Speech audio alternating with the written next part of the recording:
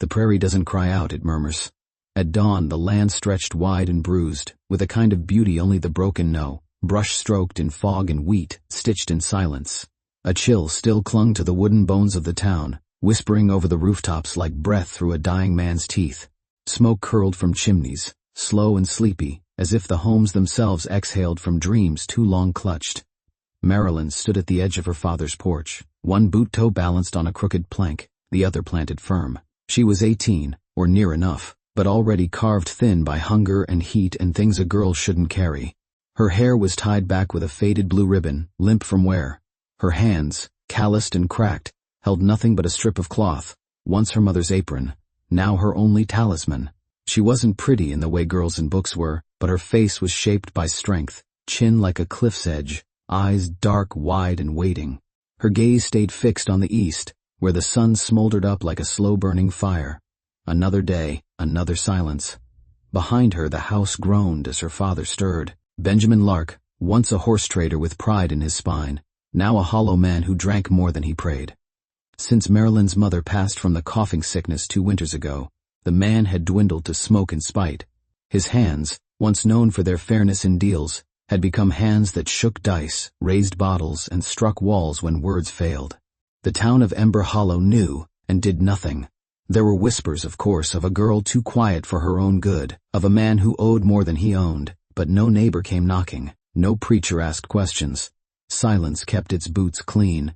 The day crawled by in dust and dry wind. Maralyn swept the porch, fed the chickens, patched the torn hem of her only Sunday dress. She didn't ask about the visitors who came by afternoon, 2 men on horseback, both lean and sunburnt, neither speaking to her. Her father waved her inside when they talked. She obeyed, out of habit, not trust, but she listened, and what she heard set her ribs to stone. She's young, strong, you'll get good work out of her. The man who replied laughed like a saw through bone. How much is the debt? $35. That all? Just give me enough to drink through winter. She knew in that moment, the cost of her breath. $35. That was the price for her silence, her spine, her future. She curled her fingers tight around the apron cloth until the edge cut into her palm. That night, she was told to wear her mother's wedding dress. It smelled of cedar and years. The lace collar itched her throat like guilt. There was no church, no piano, just the outlaw Clay Goss, grinning with a single silver tooth, and a man named Wayland to witness, though his eyes were already blurred from drink. Clay stood tall but walked crooked, one leg dragging like it remembered bullets. His hat was fine leather. His heart, she suspected, was not. He looked her over like a rancher inspecting cattle. His eyes landed on her face, then drifted lower. She did not flinch, not once, and that, perhaps, surprised him. Say the words, her father muttered, eyes on his boots. Maralyn looked at the horizon.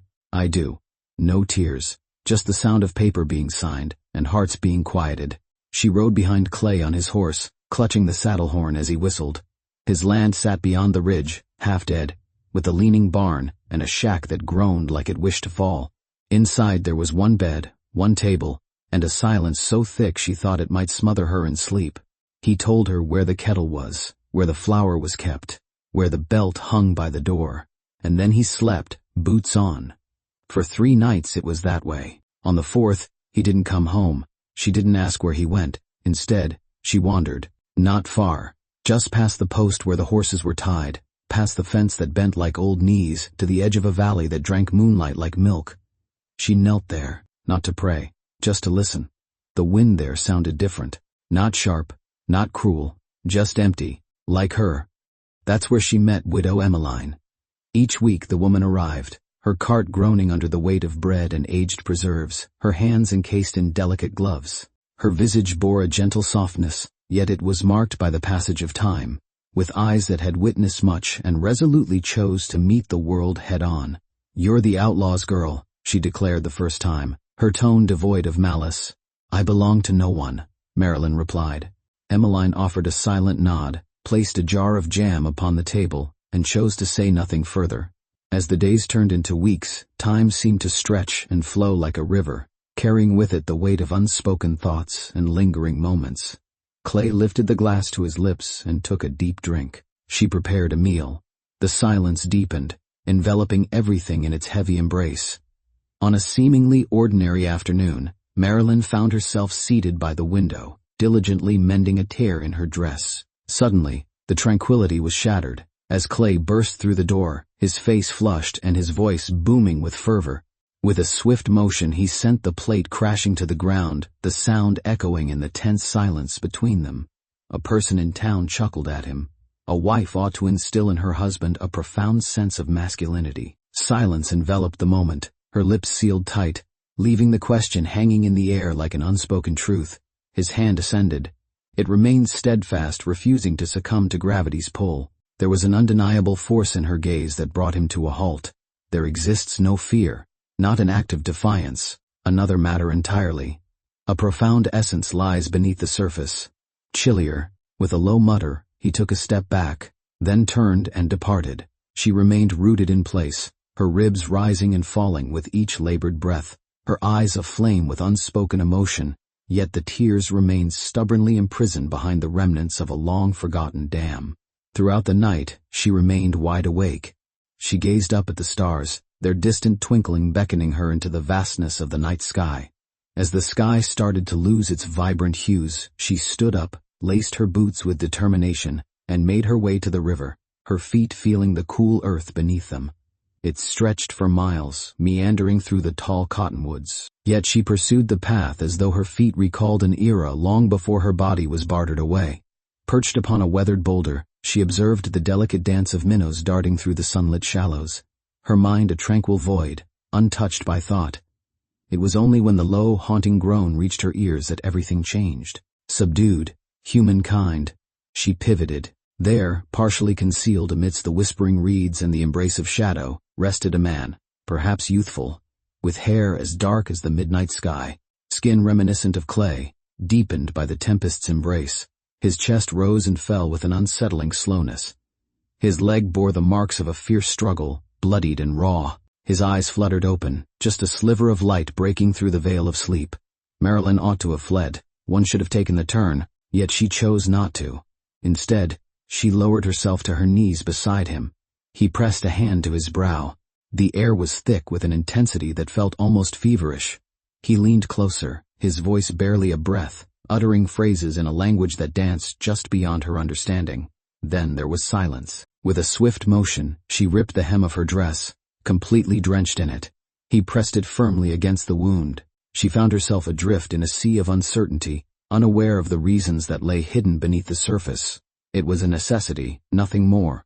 The river swept her breath from her lungs. As the first light of dawn broke over the horizon, the sun began its ascent, casting a warm glow across the landscape. In a distant corner of Clay's ranch, a solitary figure awoke, only to discover the stark emptiness of his shack. Maralyn stood before the wounded man, her eyes wide with a mixture of shock and concern.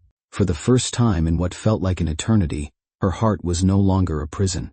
She found herself in a haze of uncertainty, grappling with the enigma of his identity. Yet, she was acutely aware of this truth. She was not the one he had chosen, and that, in its essence, was a treasure worth preserving.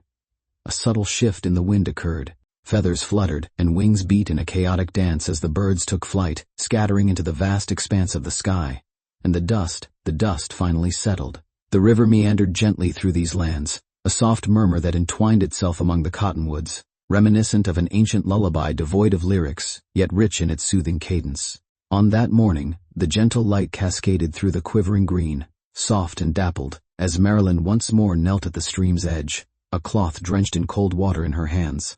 The warrior lay still, a silent sentinel, untouched by the passage of time since the sun dipped below the horizon yesterday. The fever raged, piercing the stillness that enveloped the room. His breath came in a steady rattle, a rhythm that echoed the resilience within him. She had tended to his wound as best as she could, a deep gash marring his thigh, raw and inflamed, likely the result of a fall or a fierce altercation. She refrained from inquiring.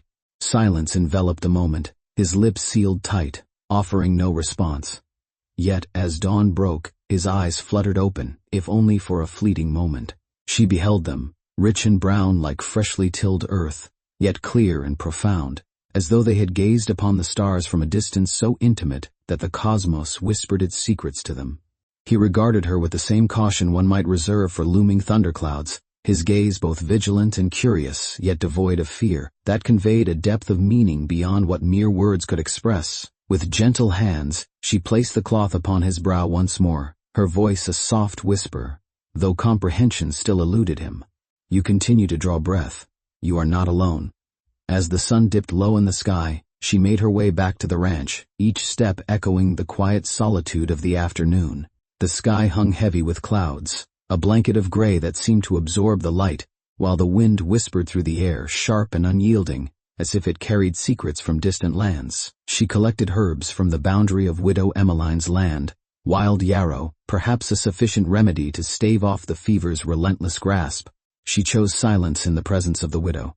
There was no necessity for it. As she strolled past, Emmeline was diligently hoeing the rows of wilting turnips. The elderly woman's gaze darted in her direction, piercing yet understanding, infused with a warmth that belied her sharpness. A modest loaf of bread rested, encased in its wrapping, atop the weathered fence post, exuding a lingering warmth that hinted at its recent emergence from the oven. Silence spoke volumes, revealing unspoken truths through mere gestures. Maralyn placed a braid of dried mint beside it. That night, Clay returned home, his heart simmering with anger. His boots bore the evidence of the journey, caked in the rich, dark earth that spoke of paths less traveled. The stench of decay mingled with the sharp bite of whiskey on his breath. With a swift motion, he cast a rabbit onto the table, the silence that followed heavy with unspoken words. Yet, his gaze sharpened as he observed her freshly washed hands, the remnants of dirt stubbornly clinging beneath her fingernails. He remained silent, posing no inquiries. Yet, she understood that suspicion was a seed, once sown, that took root and flourished swiftly in men of his kind. She slumbered softly, her dreams woven with images of cottonwood leaves gliding gently over the surface of the water. With the dawn's first light, the warrior had vanished into the ether. Her heart raced with a frantic rhythm, yet amidst the chaos her gaze landed upon him, merely 10 paces away, resting against the sturdy trunk of a tree. The fabric on his thigh was drenched in crimson, yet a newfound clarity shone in his eyes. The fever had finally broken. He uttered a name. She pondered the name, a fleeting thought that danced at the edge of her mind. Tasani. She murmured it gently, allowing the syllables to linger and unfold within her mouth. He gave a single nod, but a flicker of pain crossed his face as he leaned back, seeking relief. After that moment, their words became scarce, drifting away like leaves in the autumn breeze. Yet, with the dawn of each new day, she returned. She arrived with an assortment of provisions, bread, ripe berries, salted meat, fresh water, fragrant herbs, and even a comb, ready to untangle the knots in his hair. One evening she arrived with an ancient blanket, lovingly stitched by her mother many years prior, a precious remnant of a softer, more tender era. With a moment of uncertainty hanging in the air, he faltered at the thought of accepting it. In a gentle yet decisive motion, she laid it across his legs, her actions speaking volumes without the need for words. Tasani set to work, the blade gliding through the wood with purpose. Fragments of wood, meticulously carved by his skilled hands, gradually transformed into something extraordinary. Delicate creatures, vibrant feathers, and a diminutive horse with oversized, expressive eyes. With hands that moved with unwavering precision, he persevered, even as the pain from his wound pulsed insistently.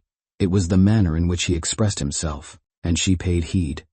She recounted tales of her mother, weaving stories of the wildflower soap that filled their home with fragrant memories, the melodies that danced through the air during rainstorms, and the unforgettable moment when Maralyn tumbled from a pony, her arm fractured, while her mother's tears flowed more freely than her own pain. After an expanse of heavy silence, she began to share her story with him. Tales of Clay, of her father, and the wedding that unfolded in a haunting stillness, devoid of music and mercy. Tasani remained silent, not immediately. Yet, in a fleeting moment, as her hands quivered while she attempted to pour water, he leaned in, deliberate and gentle, and steadied the cup nestled between her palms. His fingers lightly grazed against hers, a fleeting touch that sent a ripple of warmth through the air. That was everything. Yet it caused her eyes to water with an uncomfortable sting. She had lost touch with the essence of gentleness. That evening the wind shifted, carrying with it a sense of anticipation. A fragrance wafted through the air. Perhaps it was smoke, or tempest. With a swift motion she pivoted her head, her senses heightened. Tasani straightened her posture, her eyes narrowing with intent. A subtle change had taken place. As dawn broke, she chose to meander along the longer path back to her abode. A young boy observed her from the shadows of the trees, a child, perhaps around the tender age of 10. Cheyenne. Her hair was elegantly styled in 2 braids, cascading down her shoulders like a pair of woven ribbons, eyes keen and piercing, reminiscent of a hawk in flight. He remained utterly still. She did not either. With deliberate care, he emerged from the shadows. He remained silent, his gaze fixed upon her, then drifting toward the spot where Tasani lay, before returning to her once more. His gaze lacked cruelty, merely exercising caution, guarded. With a delicate grace, she scattered a handful of vibrant berries upon the smooth surface of a flat stone, then retreated a step, allowing the scene to breathe. The boy's gaze lingered, and after a moment's hesitation, he offered the slightest inclination of his head. Trust, she understood, was not something that could be forged in mere days. Yet, the journey had commenced. At the ranch, Clay was absent from the familiar surroundings. That filled her with a deeper dread than the very essence of his being. His coat lay there, still damp, a testament to the storm outside, while mud tracked across the floor told a silent story of his hurried arrival. His rifle was nowhere to be found. He had ventured into town. It was evident beyond doubt. As the night deepened, she remained by the flickering firelight, her fingers deftly working to mend a tear in her sole shawl. Her fingers danced across the surface, guided by an instinctive rhythm, each movement flowing seamlessly into the next. The wind unleashed its fury outside, a relentless howl that echoed through the night. Perhaps wolves, or perhaps it is simply the trepidation that accompanies the thought of donning fur. Then came the sound of footsteps. She ascended. Clay staggered through the threshold, his eyes gleaming with an unsettling intensity. "I am aware of your actions." His words tumbled out in a muddled haze. She stood motionless, caught in a moment that seemed to stretch into eternity. He advanced with deliberate intent. "Do you believe I am unaware?" You slip away quietly. You return, a radiant glow illuminating your cheeks. "You believe me to be a simpleton." She pressed her back firmly against the wall. The heart raced, each beat echoing like a drum in the silence of the night. "I am your husband," he hissed, the words dripping with a mix of authority and desperation, "and you shall conduct yourself accordingly." Yet, just as his hand began to ascend, her voice floated softly through the air. "Refrain from doing so." It was gentle to the touch, yet it shattered the silence with a force akin to thunder. Clay came to a halt. In a moment that caught everyone off guard, he erupted into laughter. Severe and devoid of happiness. "Do you truly believe that a hero will come to your rescue? A brutish figure, barely able to maintain their footing? He is destined to meet his end before the week draws to a close." With a fierce glare, he unleashed a glob of contempt near her boots, then turned on his heel, plunging into the enveloping darkness once more, the door slamming shut with a resonant finality. For what felt like an eternity, she remained perfectly still. It was only when the flames flickered and dwindled, casting shadows that danced upon the walls, that she finally drew in a breath, a sigh of relief escaping her lips. With the arrival of dawn, the scent of impending rain hung in the air, a promise of the day to come. With urgency in her heart, she hurried toward the river's edge. Tasani sat upright, once more immersed in the art of carving. She lowered herself beside him, her voice steady as she recounted Clay's words. Her voice trembled, not out of fear, but from the heavy burden of the knowledge she now carried. Clay would seek him out. Tasani's eyes locked onto hers, a moment suspended in time. He gently placed the carving in her palm, a delicate feather, intricately detailed, its base elegantly wrapped in strands of horsehair. His fingers brushed against her shoulder, a fleeting connection, before gliding down to his own chest. With a deliberate motion, he directed her gaze toward the intricate carving that demanded their attention. Maralyn grasped the essence of the moment. It signified a desire to hold on to this fragment of my essence, to carry it with you always. With a gentle caress, she brought the carving to her lips, savoring the moment before carefully tucking it away into the folds of her bodice. "We need to leave," she said, her voice laced with urgency, though she couldn't shake the feeling that he might not fully grasp the weight of her words. "He will seek you out." Tasani slowly shook his head, a gesture laden with unspoken thoughts and emotions. In that moment he finally uttered his thoughts in complete English. "I do not run." His voice resonated with a gentle depth, imbued with an unwavering certainty. Her gaze lingered on him, a silent intensity weaving through the air between them. She did not either. On that fateful night, She failed to make her way back home. Instead, she discovered a secluded hollow nestled among the trees, carefully unfurled a blanket, and settled down beside him. The rain fell softly, a delicate whisper against the earth. In that moment, they enveloped each other in a cocoon of silence, a gentle warmth radiating between them. For the first time, she sensed a flicker of hope, a whisper of possibility that her narrative might yet belong to her alone. In the stillness of the night, as the clock edged closer to the witching hour, the unmistakable sound of hooves echoed through the darkness. There were 2, perhaps 3 riders on the horizon. Clay. He had arrived. Tasani rose, resolute and unwavering, spear firmly gripped in his hand, even as the ache in his legs lingered like a distant echo of past battles. Maralyn positioned herself firmly between him and the source of the unsettling noise. Her heart thudded with the intensity of a war drum, yet no figure emerged from the shadows. Merely a whisper in the vast expanse. "Lead her forth." Clay's voice, a curious blend of slur and edge. "I will end your life, you savage. You are merely a common thief, a ruthless marauder." Stillness enveloped the air. Tasani remained utterly still. Neither did she. Suddenly a voice unlike any other broke through the silence, innocent and pure, with a sense of wonder that knows no bounds. "It is time for you to depart." A young lad. Amidst the towering trees, a young Cheyenne child stood poised, bow firmly gripped in hand, flanked by 2 seasoned braves, their presence a testament to the strength of tradition and the weight of expectation. Whispers of stillness. Clay let out a string of curses, frustration bubbling to the surface like a tempest ready to break free.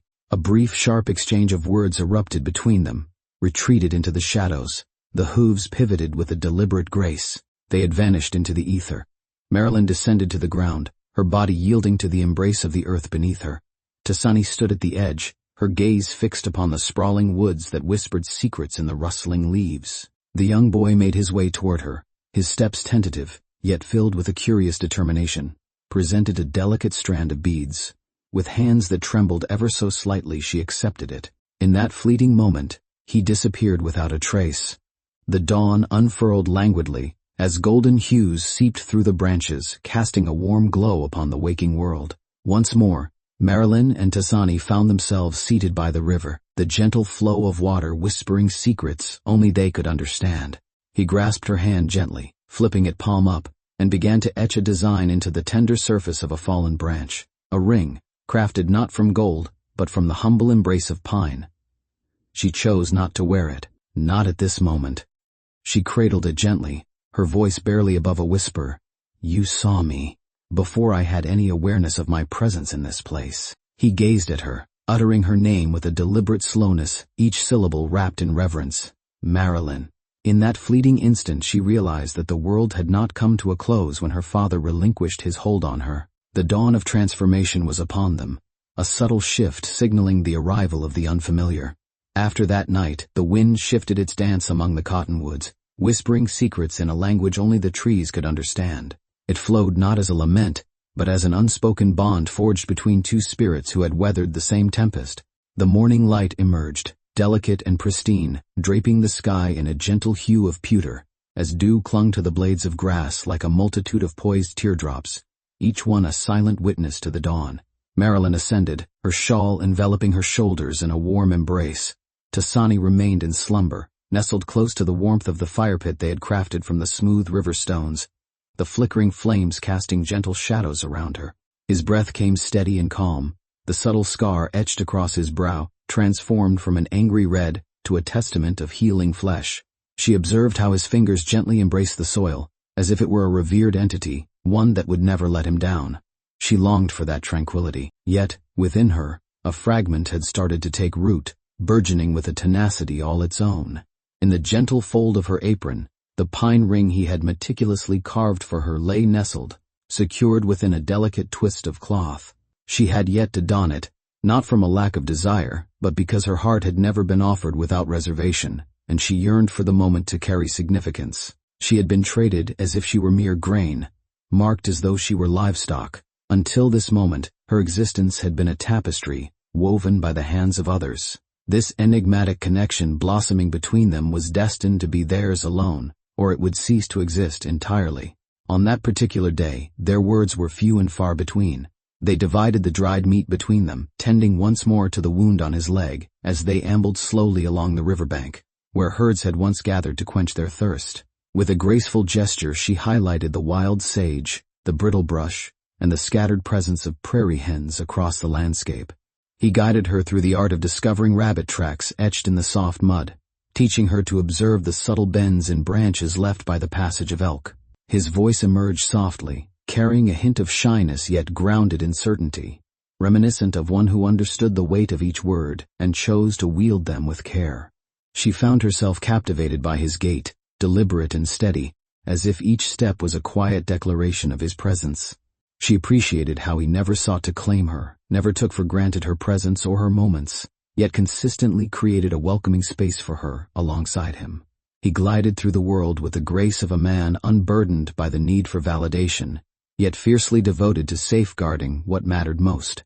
In the quiet moments that followed, as he found solace beneath the gentle embrace of a low-hanging branch, she ventured forth, solitary and contemplative, to the very precipice of the bluff. The ranch loomed in the far distance, a fractured silhouette against the horizon. From this vantage point it appeared innocuous, diminutive even, yet the recollection of Clay Goss lingered in her heart, a weighty stone lodged too deep to expel.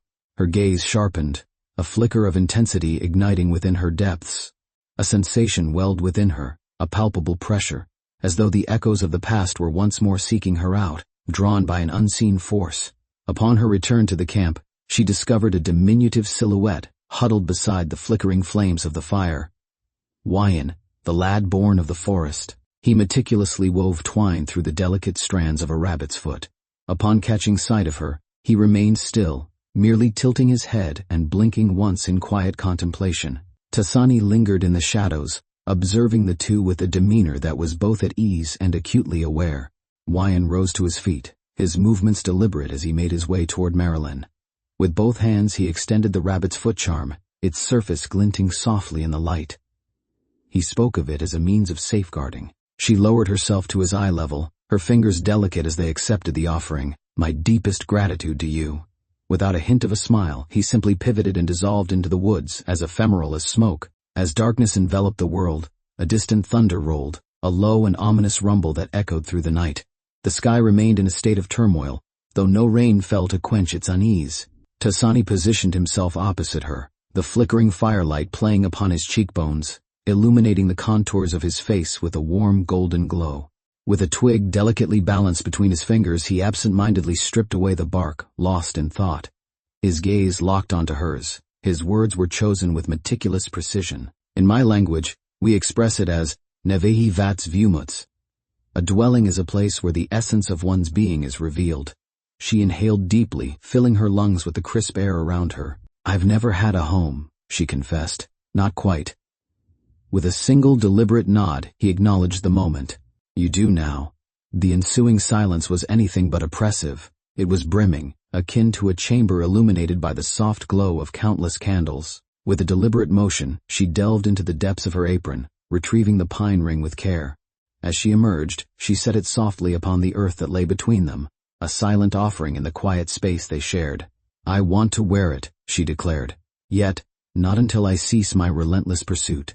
Tasani leaned in, her fingers brushing against the cool surface of the ring before gliding softly to her hand. "No reaching, there is no need for urgency. Simply reach out, embracing warmth and tranquility. You are not in motion, you are on a journey of healing." Her gaze fell upon their intertwined hands, and so, the forest unfolded before them. Yet, the tranquility of the night proved to be fleeting. On the second day hence, Widow Emmeline emerged at the fringes of the woods, her cart drawn by a fatigued mule, its bones weary from the weight of the world.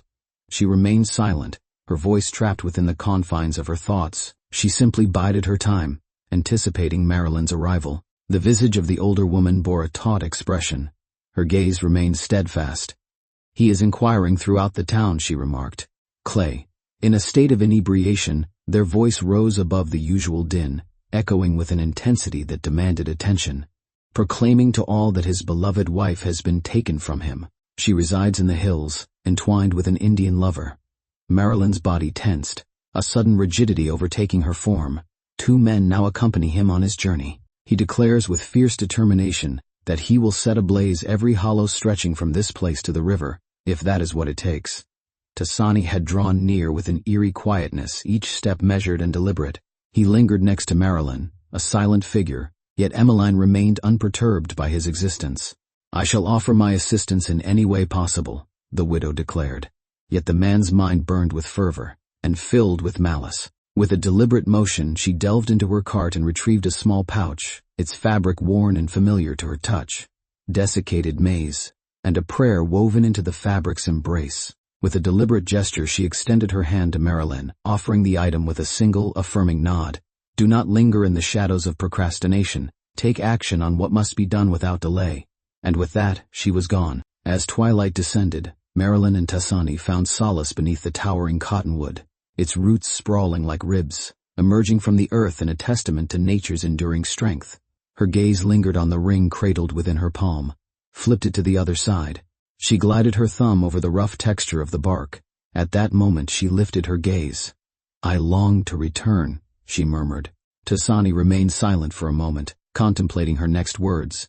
"I yearn to confront him, to refrain from conflict, yet to bring it to a close, to claim it as my own." He scrutinized her features, seeking any trace of trepidation, discovered nothing but determination. He gave a slight nod. "Then I shall accompany you." "No," she whispered. "You arrive later." Should I falter? He found it unappealing. It was evident in the rigid line of his jaw. Yet, he inclined his head once more. As dawn broke, she embarked on the solitary journey to the ranch, the road stretching endlessly before her. Once more, the horse belonged to Emmeline, borrowed yet again. The prairie exuded a distinct aura now. It was as though each blade of grass possessed its own gaze. It was as though the very wind itself held its breath, captivated by her presence. She made her entrance, as the sun dipped below the horizon, casting a warm glow over the landscape. The sun seeped into the earth behind her, casting a warm glow that seemed to merge with the very soil itself. Clay sat quietly on the porch, the world around him unfolding in a tapestry of sounds and colors, each moment stretching into the next like the gentle sway of the trees in the breeze. His visage was a blend of obscurity and derision, caught in a dance between light and darkness. "Ah, behold what the muck has returned to us." Silence enveloped her, a heavy shroud that rendered her voice absent. "Are you prepared to embrace the role of a wife once more, or perhaps you have come merely to plead for clemency?" She gracefully dismounted from her steed, stood before him, a figure cloaked in mystery and purpose. "I stand before you to declare that I do not belong to you, not at this moment, never." His laughter erupted, a cacophony of sound, both raucous and fragmented. "Do you truly believe that the muck you carry grants you strength? You're merely a discarded remnant of—" She advanced with deliberate grace, each step drawing her nearer to the heart of the unfolding tale. Her voice remained steady. "In the world where stories unfold, I am known as Maralyn. The name was bestowed upon me by my mother, and you shall not utter another word about it." There was an unmistakable quality in her tone that resonated deeply within him. He blinked, his eyelids fluttering like the wings of a startled bird. With a deliberate motion, she retrieved the pine ring from the depths of her apron, lifting it into the light for all to see. "I have never belonged to you. Yet, I belong to him, and beyond all else, I belong to myself." With a sudden burst of energy, Clay propelled himself forward. Yet, just as his fingers were about to brush against her skin, a voice shattered the silence of the twilight. "Lay a hand upon her, and I shall bring to fruition the reckoning that your kind initiated." Tasani found herself poised at the threshold, the gate looming before her like a silent sentinel, guarding the secrets of what lay beyond. With his spear firmly grasped in hand, Cheyenne stood beside him, and trailing behind them, silent and proud, stood 3 more Cheyenne men, not equipped for battle, yet standing resolute, like a monument. Clay paused, uncertainty flickering in his eyes, gazed upon the visages, beheld a sight that defied all anticipation. A community rallied around a girl he had deemed insignificant. He let out a string of curses. "Quarrel," retreated down the steps. "You're all fools," he muttered, his voice barely rising above the whisper of the wind that swept through the desolate landscape. "She holds no value at all." With a deliberate stride, he turned and made his way into the distance. In an instant, it was done. He diminished with each step he took, and the heavens above remained still. There was no lightning to be found. The sky remained clear, devoid of any rain, only silence reigns. Maralyn shifted her gaze to Tasani. Her breath remained steady. Her spine remained unbowed. He drew near. With a delicate flourish, she extended her hand, revealing the ring that glimmered with promise. With a tender touch, he adorned her finger with it, a gesture steeped in significance, a ring of pine, entwined with ash and bark, not gold, yet imbued with a strength that transcends, a reality that resonates, a possession that is undeniably hers. And beneath the cottonwoods, where the wind wove melodies that echoed the essence of belonging, she leaned her forehead gently against his, and the world let out a breath. The vast expanse of the prairie holds memories within its rolling hills and whispering winds, never allowing the past to fade away. It preserves its memory within the wind-scoured stones, in the hoofprints that are gently consumed by the grass, and in the lingering scent of smoke that follows a storm. Even when the blood has long since dried, and the names have faded into obscurity, the land retains the echoes of those who stood resolute, and those who fell into ruin. Maralyn now strode forward, her head held high, embodying a newfound confidence that radiated from her very being, neither lofty nor boastful, yet unwavering, as though the very backbone beneath her skin had mastered the art of bearing its own burden. The pine ring remained encircled around her finger, its surface polished to a soft sheen, shaped by each inhalation, each pulse of her heart. She rarely caressed it, finding no necessity in doing so. Its presence pulsed with a steady rhythm beneath her thumb, a constant reminder of life and connection. Within the Cheyenne camp, tucked away beyond the towering bluffs, her days unfolded with a languid warmth, each moment stretching into the next. She discovered the art of grinding dried corn in shallow bowls, the delicate process of stirring medicine over a fire, and the profound skill of listening with her entire being. The women remained silent, their gazes averted, devoid of any trace of pity for her plight. They inclined their heads in agreement as she shared her thoughts, their laughter bubbling forth in response to her words. They extended an invitation to a vast expanse, yet withheld the promise of salvation. In the soft embrace of twilight, children would often find their way to her side, drawn by the gentle melodies of old settler songs that flowed from her lips. Her voice, though too soft for the raucous atmosphere of a saloon, was perfectly attuned to the serene ambiance of the fading day. Cheyenne frequently positioned himself nearest, arms folded, observing with a grave sense of approval, as though he were gauging the contours of her heart with each resonant note. And Tasani he did not linger. He existed in that moment, a steady presence when she sought tranquility, close at hand when the air grew thick with weight. Though he had never uttered the words to claim her, in every unspoken moment, she belonged to him completely, not by way of assertion, nor by means of salvation, but through the cadence of existence, akin to how rivers find their home in valleys effortlessly. Their evenings transformed into serene ceremonies, weaving together dried herbs, strolling alongside the water's edge, and savoring meals beneath the watchful gaze of stars that offered no judgment. On certain evenings, silence enveloped them completely, words unspoken between their souls. There was no necessity for them to do so, yet tranquility, as it so often does in this realm, was but a fleeting season. And as with all seasons, it reached its conclusion. It arrived with the rhythmic sound of hoofbeats echoing through the stillness. On a sun-drenched afternoon, as Maralyn meticulously arranged bundles of tobacco leaves to bask in the warmth, a distant call pierced the tranquil air, neither a scream nor a panic, only the unmistakable voice of a boy echoing from the ridge, concise, incisive, and unwavering. Horsemen, from the heart of the town. There were 4 of them. She hummed softly, a melody weaving through the air like a gentle breeze, carrying with it the whispers of forgotten tales and dreams yet to be realized. She ascended gradually. Her heart remained calm. It prepared itself. In mere moments, Sani materialized beside her, expression inscrutable. His body flowed effortlessly, adapting and shifting as if it were liquid, seamlessly discovering its form. With a steady hand he extended his fingers toward the bow, the familiar weight of it calling to him like an old friend. Calm and measured, with a sense of purpose, Maralyn's fingers brushed against his arm, a gentle connection that spoke volumes in the silence between them. "Allow me to take the first attempt." His gaze fell upon her, uttered not a word. Yet, after a brief pause, he inclined his head in agreement. As the riders reached the summit of the hill, a cloud of dust swirled in their wake. One donned the coat of clay.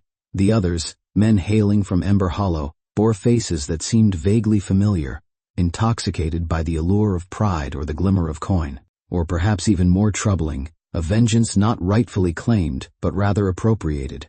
As they approached the periphery of the Cheyenne village, their pace remained unyielding, chose not to dismount. With a firm grip on the reins, I sat tall in the saddle, a sneer curling my lips.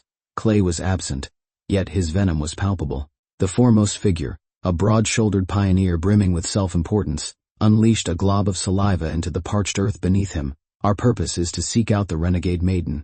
A thief lurks within your midst. Maralyn took a solitary step forward. Her dress bore a simplicity that belied the journey etched into her dusty feet. Yet she glided forward with the grace of one who had weathered storms far beyond the ordinary. "I am Maralyn Lark," she declared, her voice steady and resolute, "and I do not belong to any of you." The man let out a hearty laugh, harsh and swift.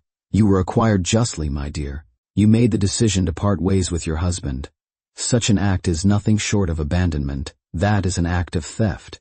A chorus of murmurs filled the air, each voice echoing a shared sentiment of accord. Tasani emerged then, a figure of stillness, eyes wide and unyielding. The leader recoiled, a subtle movement, yet significant in its implication. "I refuse to allow you to take her," Tasani declared, a fierce determination burning in her eyes.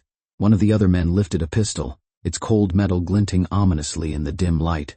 "Do you truly believe we cower in the presence of feathers and the bold strokes of war paint?" Just as the man's hand threatened to twitch once more, Cheyenne materialized at his side. He bore no armament, merely stood there, posture unwavering, gaze intense. And behind him, more Cheyennes stood, unarmed and unyielding, not poised for conflict, but simply existing, as if the very earth had decided to awaken. The atmosphere grew dense, not out of fear, but from the weight of undeniable truth. The riders felt it in the air. The lead man clenched his jaw, a storm of determination brewing within him. With a deliberate gesture, he directed his finger toward Maralyn. "This is far from finished." She fled with urgency, her feet pounding against the ground as the world blurred around her. "She will face the consequences." Then he pivoted. Each of the four did. They galloped away, a cloud of dust swirling behind them like a fading memory. Maralyn stood resolute, her composure unwavering. Tasani approached her, gently resting a hand upon her back, neither to protect nor to possess, but simply to provide balance. She released a breath, a soft sigh escaping her lips. Yet as the hours slipped away into the depths of night, the truth emerged once more, curling through the air like tendrils of smoke. They would return once more, but this time not for mere words.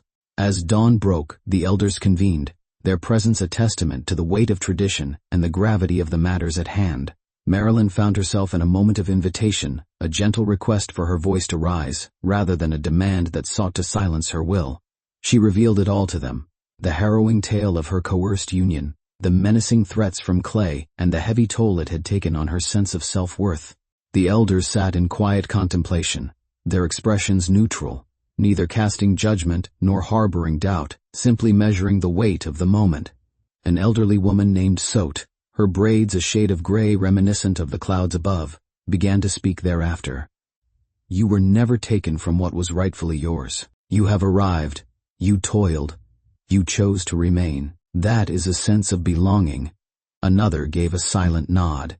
"Let the town arrive. The earth discerns the distinction between a flower and a weed." Yet Maralyn, resolute, shook her head. "I don't want blood," she declared. "My heart yearns for tranquility." Thus, they arrived at a decision. At the precipice of the bluff, a circle of stones stood resolute, a testament to neutrality and a gathering place for the unfolding tales that would soon intertwine. Maralyn would venture there by herself. Should Clay make his way back, she would find her voice. Yet, should the men take up arms, Tasani would remain poised among the trees, ready for the unfolding drama. As the sun began its descent, the sky succumbed to an early twilight, casting a shadow over the land. Clouds amassed, thick and brooding, reminiscent of a breath suspended in time. As the sun dipped toward the horizon, casting long shadows across the landscape, Maralyn found herself solitary within the ancient stone circle. The wind playfully tugged at her shawl, as if urging her to dance with its invisible currents. Her fingers gently wrapped around the pine ring adorning her hand. Before her eyes could catch sight of them, their presence reached her ears. "It is now 6. Clay stood amidst them, His visage had grown leaner, the jawline unshorn, with a smoldering fury flickering in the depths of his eyes. He leaped from the saddle with an urgency that betrayed his haste, faltering for a brief moment before regaining his balance. "You've got gall," he growled, his voice low and menacing, as he stood there, regal and defiant, like a queen in her court. She remained still. "I am not your wife," she declared. "You were purchased. I have never belonged to you." With a swift motion, he unsheathed a pistol, not quite aimed but nearing the mark. "I will not allow you to bring shame upon me. In the heart of your humble dirt village, you and your redskin companion believe you have found a sanctuary, a place where safety wraps around you like a comforting blanket." "I didn't run," she murmured, her voice barely rising above the whisper of the wind.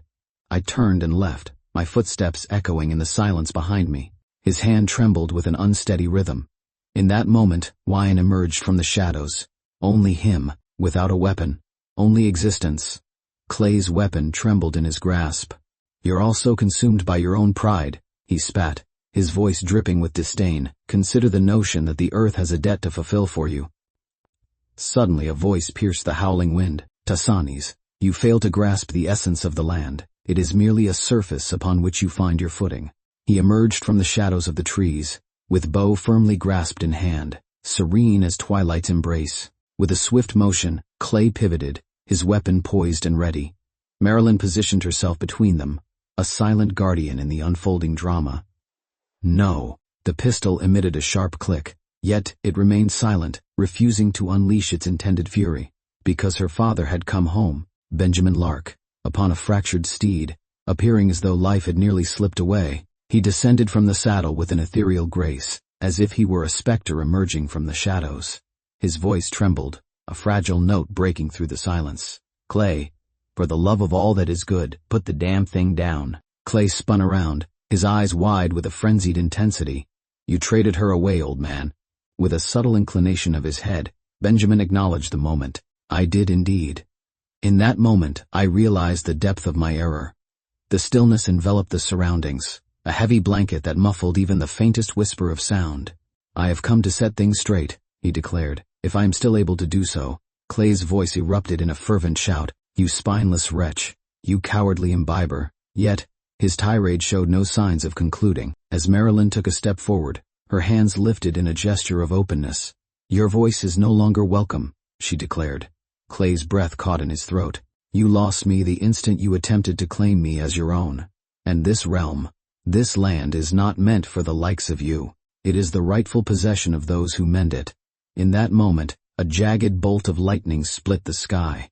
The first drops of rain began to descend from the heavy gray clouds above, each one a gentle herald of the storm to come, gentle in its initial embrace, then with greater intensity. Clay's hand, once steady and resolute, fell limply to his side, the weight of the weapon now a burden he could no longer bear. He surveyed his surroundings, perplexed, petite. The companions who journeyed alongside him, transformed. One by one they departed, each step echoing the weight of unspoken farewells. He stood beneath the relentless downpour, droplets cascading around him like a curtain of silver threads, each one a whisper of the storm's fury. Forsaken, until, at last, he could bear it no longer and turned to flee, not pursued.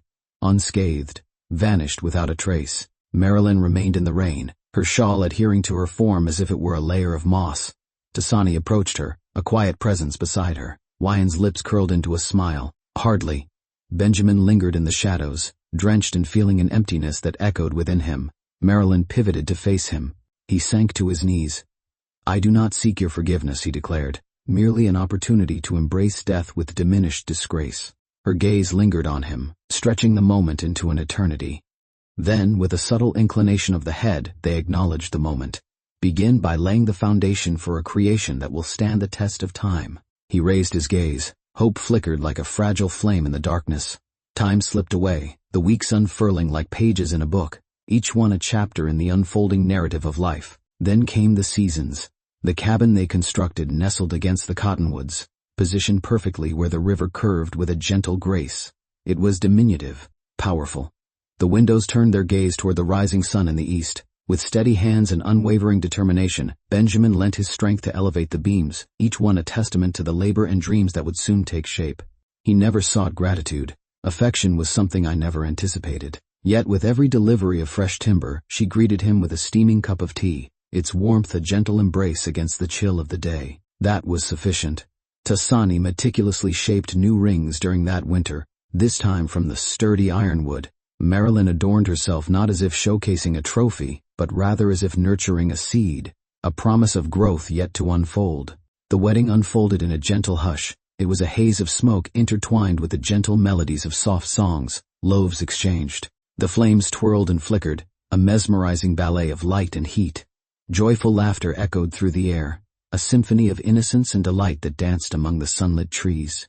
In that moment of their lips meeting, it bore no proclamation. It was a vow, a solemn commitment that echoed through the corridors of time. In that vibrant spring, the prairie flourished with an abundance of blossoms, more lush and vivid than it had been in many years. Maralyn planted sunflowers by the edge of the field, their golden heads turning to greet the dawn. Each morning, as the wind wove through their sturdy stems like gentle fingers through soft hair, she would close her eyes and murmur, "What the sky keeps, the earth remembers." And the land, attentive, responded with a vibrant bloom,